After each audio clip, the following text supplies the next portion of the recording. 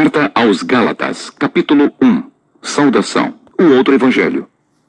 Estou muito admirado com vocês, pois estão abandonando tão depressa aquele que os chamou por meio da graça de Cristo e estão aceitando outro evangelho. Na verdade, não existe outro evangelho, porém eu falo assim porque há algumas pessoas que estão perturbando vocês, querendo mudar o evangelho de Cristo. Mas se alguém, mesmo que sejamos nós, ou um anjo do céu, anunciar a vocês um evangelho diferente daquele que temos anunciado, que seja amaldiçoado. Pois já dissemos antes e repetimos, se alguém anunciar um evangelho diferente daquele que vocês aceitaram, que essa pessoa seja amaldiçoada.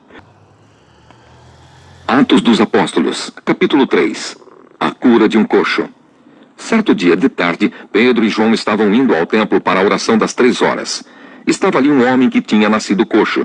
Todos os dias ele era levado para um dos portões do templo, chamado Portão Formoso, a fim de pedir esmolas às pessoas que entravam no pátio do templo.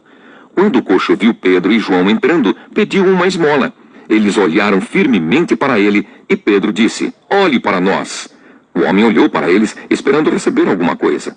Então Pedro disse: "Não tenho nenhum dinheiro, mas o que tenho eu lhe dou. Pelo poder do nome de Jesus Cristo de Nazaré, levante-se e ande." Em seguida, Pedro pegou a mão direita do homem e o ajudou a se levantar. No mesmo instante, os pés e os tornozelos dele ficaram firmes. Então ele deu um pulo, ficou de pé e começou a andar. Depois entrou no pátio do templo com eles, andando, pulando e agradecendo a Deus. Toda a multidão viu o homem pulando e louvando a Deus. Quando perceberam que aquele era o mendigo que ficava sentado perto do portão formoso do templo, ficaram admirados e espantados com o que havia acontecido. A mensagem de Pedro no templo. O homem que havia sido curado acompanhou Pedro e João. Todas as pessoas estavam admiradas e correram para a parte do pátio do templo chamada Alpendre de Salomão, onde eles estavam. Quando Pedro viu isso, disse ao povo: "Israelitas, por que vocês estão admirados? Por que estão olhando firmemente para nós, como se tivéssemos feito este homem andar por causa do nosso próprio poder ou por causa da nossa dedicação a Deus? O Deus dos nossos antepassados, o Deus de Abraão, o Deus de Isaque e o Deus de Jacó, foi quem deu glória ao seu servo Jesus. Mas vocês o entregaram às autoridades e o rejeitaram diante de Pilatos. E quando ele resolveu soltá-lo, vocês não quiseram. Jesus era bom e dedicado a Deus, mas vocês o rejeitaram. Em vez de pedirem a liberdade para ele, pediram que Pilatos soltasse um criminoso. Assim vocês mataram o autor da vida.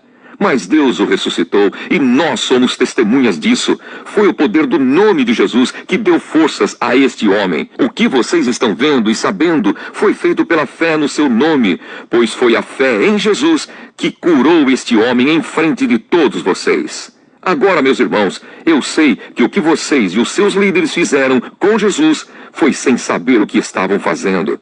Mas Deus cumpriu assim o que havia anunciado há muito tempo pelos profetas, isto é, que o Messias que ele escolheu tinha de sofrer.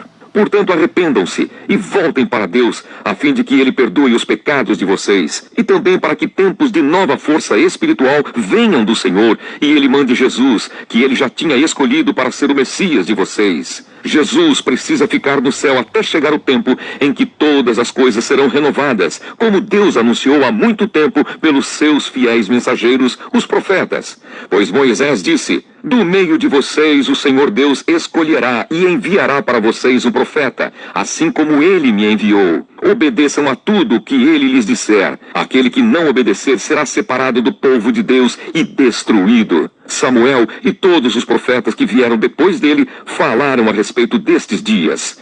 As promessas que Deus fez por meio dos seus profetas são para vocês. E vocês fazem parte da aliança que Deus fez com seus antepassados quando disse para Abraão: "Por meio dos seus descendentes eu abençoarei todas as nações do mundo."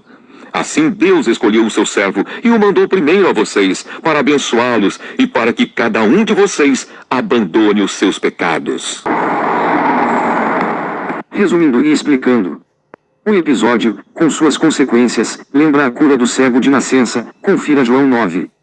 Pedro e João personificam a igreja, através da qual Jesus continua presente e atuante.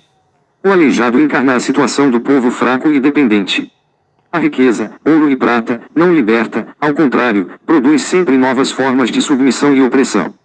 Só o nome de Jesus é capaz de libertar o povo, fazendo-o levantar-se e caminhar. O povo estranha o fato novo que a comunidade cristã realiza em nome de Jesus.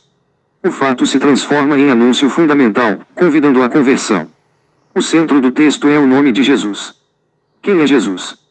A releitura do Antigo Testamento leva a comunidade a reconhecer e anunciar Jesus como o Santo, o Justo, o Profeta definitivo e o Servo Messias, que vai transformar radicalmente a condição humana, realizando o projeto de Deus e restaurando todas as coisas.